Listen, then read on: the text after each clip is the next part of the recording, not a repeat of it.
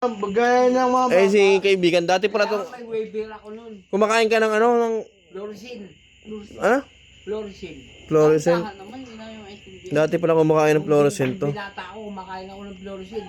Tapos, dalawang lapad na, ni-straight ko yung ASQ. Ngayon, Ay, hindi na. Pero kaya ko kumain ng Floricin. hindi yung dalawang lapad. Ay, hindi na, hindi ko kaya. Hindi ako manginginom. Floricin, pwede pa. Hindi, gagawan ko ng ano, 20, 50, ganon. Ang ano, minsan gawin ko nga ano, Basta yung isang makain pala ng fluorescent to. Yung dinanas ng buhay ko, hindi ako kilala ng tao. Lalo nung nag-suicide nga ako eh. Na-confine ako sa Fatima Hospital. Si Jesus Christ nga, nakita ko eh. Anong itsura? Lumapit na si Jesus Christ sa akin, pati yung God Spirit eh. Oh? Lumapit sa akin eh. Oo, nung pagmulat ko, nasa harap ako si Jesus Christ, pati yung God Spirit eh. Anong itsura? Di ka tinanggap. Ano, nakakita ka na ng liwanag?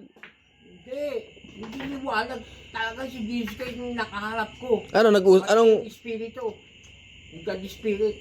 Hindi ko nakausap, nakita ko lang, nasa harapan ko na. Oo. yung mga panahon na ano ka? Yung binata ko nun. Nakumpay na ako nun. Tapos nun, nawala na ako sa sarili ko. Parang ano ba, hindi na ako nakakilala. Oo. Hanggang na kinuriete utak ko, 3 beses. Oo, hindi na ako nakakilala nun. Paano nyo nakakilala? Hindi mo na kay pamilya mo? Hindi na ako nakakilala nun, tayo nun. Hindi na. Nung aksidente ako lang, tinutok ko yung pintuan na salamin. Ito, Kaya pala nagkaroon ka na ng ano? Ayan ang prueba, ayan o, tinahinga, pulso nga yan o. Kaya pala nagka-Parkinson ka na, no? Paano ka nakasurvive? Fatima Hospital. Paano ka nakasurvive? Yung ginamot ako dun. Tinahi ako.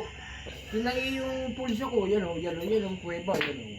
Pero legit yung kumakain ka dati ng bubog? O, kumakain akong fluorescent. Ay, ng fluorescent? Oo, nung binata pa ako kumakain. Ano yung buo, isusubo mo gano'n? Parang, Hindi, ngunguyain ko. ngunguyain, Mabuhay yun ko. Ano yun? Saan lalabas yun? Grabe ka naman. Ginawa mo lang baboy, tinuhog ka. Barara ka yun. Ngunguyain ko, syempre. kaya nga.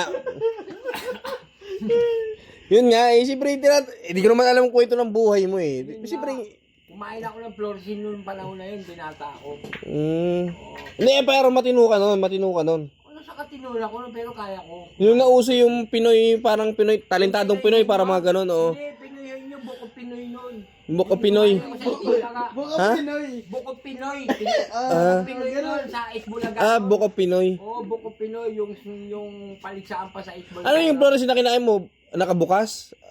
Hindi, Floricin. Tapos binasag. Tanggalin mo yung Floricin. Binasag mo, ganun. Hindi pinasag, hinuya ko talaga. Babasagin ko sa bunganga ko. Pang buo siya? Buo, kangunguyain ko yan. Kaya mo ba ngayon? Pati yung puti niyan, nilulunong yung Di ba chemical niyan. Di ba ano yan? Kaya, Ha? Di ba delikado yun? Wala nga nakakagawa niya, ako nga lang. Kaya mo nga Lahat yun, ng tao, wala nakakagawa niya, ako lang. kaya mo ngayon. Bunutin ko yung isa. Kasi search natin yan eh. Search natin. Bunutin ko yung isa. Kasi nung uso nung unang panahon, uso yung cellphone. Anong taon yun? Anong taon siguro? Yung binata pa ako nun, nasa 20 years old ba? 20 years Nasawa old? ako, 20 years old. Anong nangyari doon nung pagkain mo nung nanalo ka?